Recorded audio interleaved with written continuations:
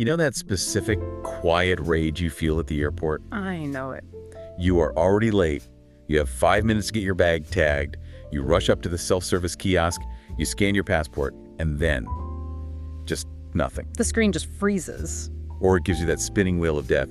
And then, the worst part, the screen goes black and you see all that white text scrolling down. It's rebooting. The machine is rebooting. Yeah. And the attendant just walks over, shrugs, and says, "Sorry, it's just a glitch. It happens sometimes." And we've all been there. We treat those glitches like, I don't know, like the weather, just these random acts of chaos that we have to live with. Right. It's just one of those things. But the stack of research we're diving into today, and I mean, this is a heavy stack of white papers, architecture diagrams, spec sheets. It claims we're looking at this all wrong. They argue that those aren't accidents. They're data problems. A bold claim. Basically, the argument is that our modern machines have this fundamental disconnect. We have these brilliant, high IQ brains, the CPUs and GPUs running the software, but they're running on a circulatory system that is, for lack of a better word, dumb. And that is the core mission of today's deep dive. We're looking at a company called AI Chip Corporation and a piece of technology they call the AI PMC. AI Embedded Power Management Controller. Exactly. Their thesis is pretty radical. If you want to fix the glitch, you have to move artificial intelligence out of the cloud, out of the main processor, and shove it right down into the power cord itself. Into the substrate, as they call it in the documents. We're working from their primary white paper titled AI PMC, Intelligence at the Power Control Substrate. And the tagline, it caught my eye immediately. Make vertical IoT intelligent without server class cost. Right. Now, before we get into the chips and wires, what exactly is vertical IoT? Because, that sounds a little like marketing speak to me. It does sound like a buzzword, but it's actually a really crucial distinction. When most people hear AI right now, they think of horizontal AI. That's your ChatGPT, big data centers, autonomous driving. General purpose stuff that can do a million different things. Yeah. Right, the stuff that writes poems and makes images. Vertical IoT is the unsexy machinery that actually runs the global economy. It's the stuff you don't notice until it breaks. So the airport kiosk. The kiosk, the point-of-sale system at the grocery store, the panel PC controlling a robotic arm in a factory, the ATM, these are all single-purpose devices. They don't need to write a sonnet. No, they just need to stay alive, 247, usually in some hot, dusty, vibrating environment. And the documents identify a pretty serious crisis in this sector. They call it the market truth. Basically, these machines are stuck between a rock and a hard place when it comes to intelligence. It's a classic dilemma. On one side, you have cloud AI. You could connect that ATM to the cloud to monitor its health. But then you're dealing with latency. Latency, and if the internet cuts out, your machine is flying blind. Plus, do you really want banking-powered data traversing the public web? That sounds like a privacy nightmare just waiting to happen.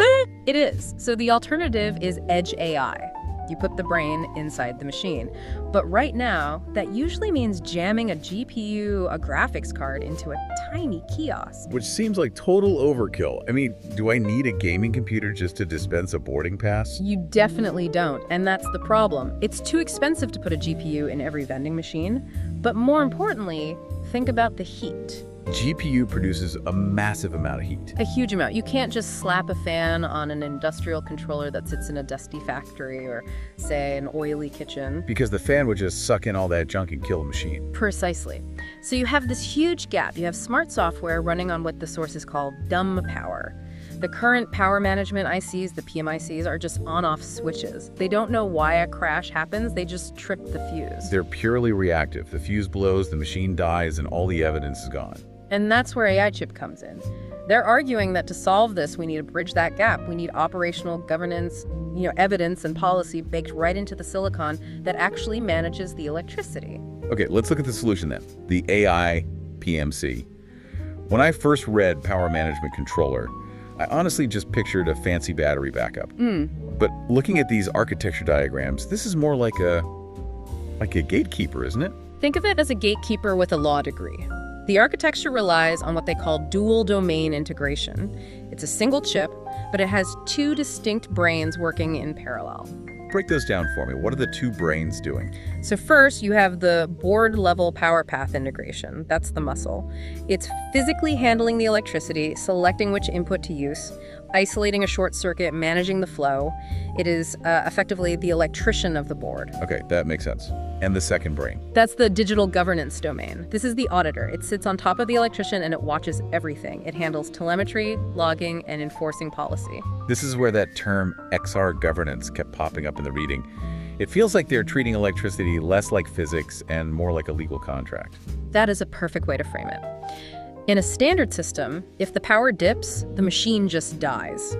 It's a physical event. Right. In an XR governance system, that dip is a breach of contract. The chip doesn't just react, it records the breach with what they call evidence-grade telemetry. Evidence-grade. That sounds incredibly heavy for a circuit board.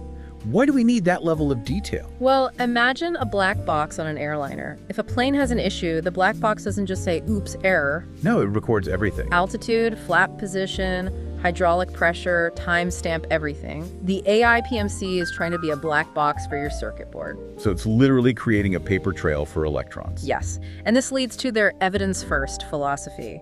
In the tech specs, they list these things called evidence chains.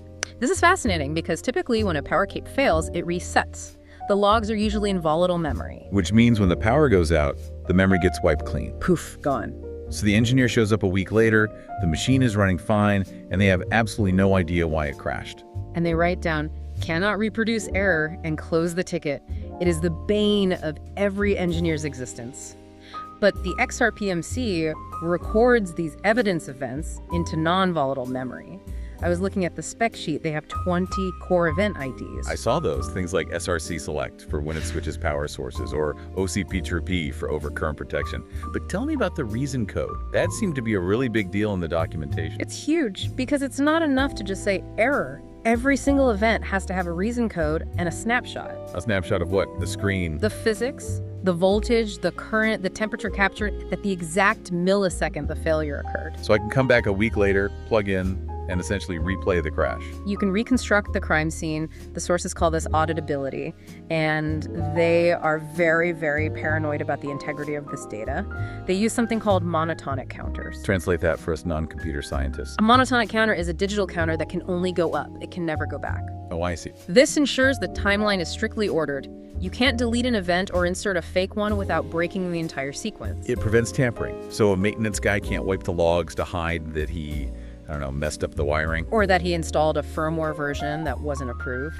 The chip also has anti-rollback features. You cannot downgrade the firmware to a version that ignores the safety rules. It really is strict. It treats the power system like a secure vault.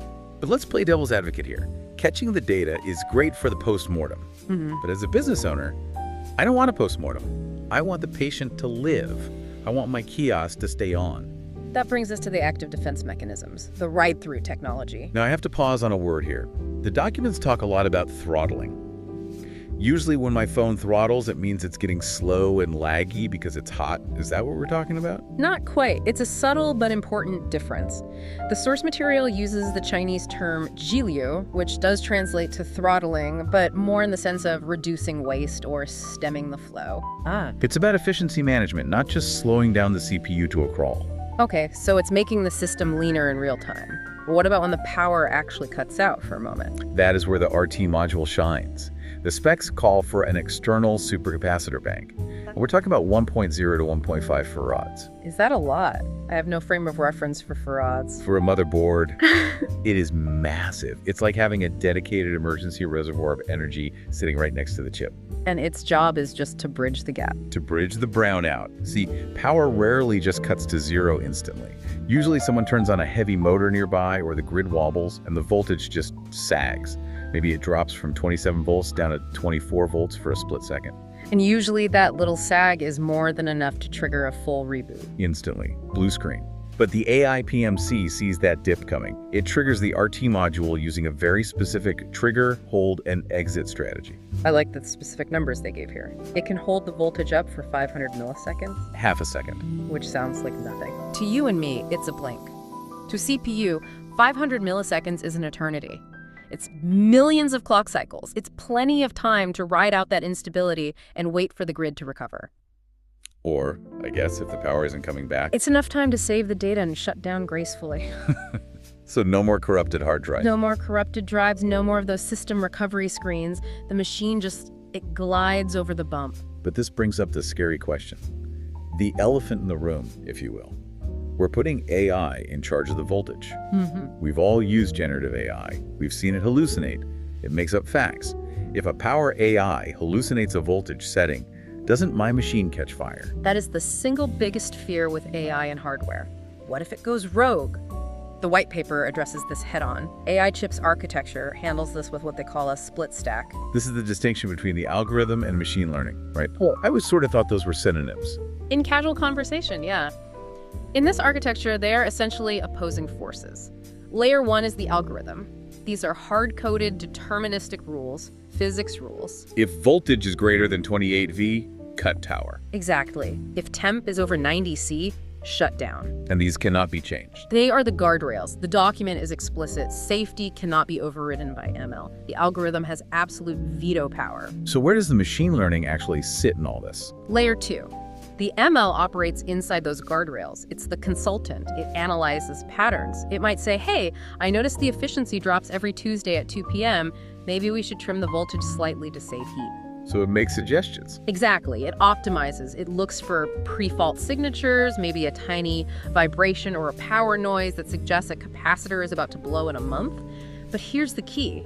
If the ML suggests a voltage that violates the safety rules, the algorithm just says no. The algorithm slams the door. It keeps the house from burning down. So it's not an AI god controlling the power. It's an AI analyst working for a very, very strict safety inspector. That is a very reassuring distinction. Now, we are talking about this like it's a finished product sitting on a shelf, but the Silicon Roadmap section suggests this is a phased rollout. They aren't just printing millions of chips on day one. No, and that's smart. Building a custom chip in ASIC costs millions of dollars in upfront engineering. If you get it wrong, you've just burned a huge pile of cash. Right. So they have a two-phase approach. Phase 1 is FPGA. Field Programmable Gate Arrays. Right. These are chips you can reprogram on the fly. They're expensive per unit, but they allow AI chip to prove the logic works. They use this phase to validate all those evidence contracts we talked about with early partners. And once the logic is completely bulletproof. Then comes phase 2, the programmable ASIC. They move to mass production on a 28 nanometer class node. 28 nanometer. I have to ask, that's not exactly the bleeding edge, is it? We hear about 3 nanometer chips for the new iPhones. Why go with older tech? That's a deliberate choice. 3 nanometer is expensive and can be fragile. 28 millimeters is the workhorse of the industry. It's reliable, it's affordable, and it's perfect for industrial power applications. And that brings the cost down. Enough to put it in a cheap kiosk without blowing a whole budget. I was really interested in the coverage map they included. They aren't just making one chip, they have a whole family of SKUs. It's an entire ecosystem. You have the A1, which is the general purpose chip for the main board, the PC itself. It handles things like power over Ethernet. And there's the A2. The A2 goes inside the power supply unit, the PSU. And this is interesting because the PSU is usually the dumbest box in the entire system. They're splitting it into the A2S for the secondary side, the output, and an optional A2P for the high voltage primary side. And for the really big iron. The A3. That's for the backplane and server racks, managing redundancy between multiple power supplies. And finally, the A4, which is the grid node. That one seemed really ambitious. It is very ambitious. That is for monitoring the industrial power grid itself. So if you step back, they're building a nervous system that stretches from the substation outside the building all the way down to the USB port on the kiosk. And they mentioned retrofit versus greenfield. That is crucial for adoption. Greenfield is easy. You design a new board with this chip from scratch. But retrofit means they can take an existing dumb board design and just slap this module on to make it smart. So you don't have to redesign the whole machine to get the intelligence. Exactly. Who's actually building this? The team section had some heavy hitters, but I want to know why they matter. It's a very practical team, which gives me some confidence.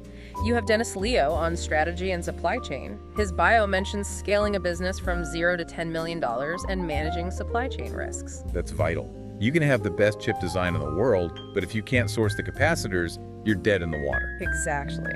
Then there's the founder, Jim Cheen, 30-plus years in IPC industrial PC and POS platforms.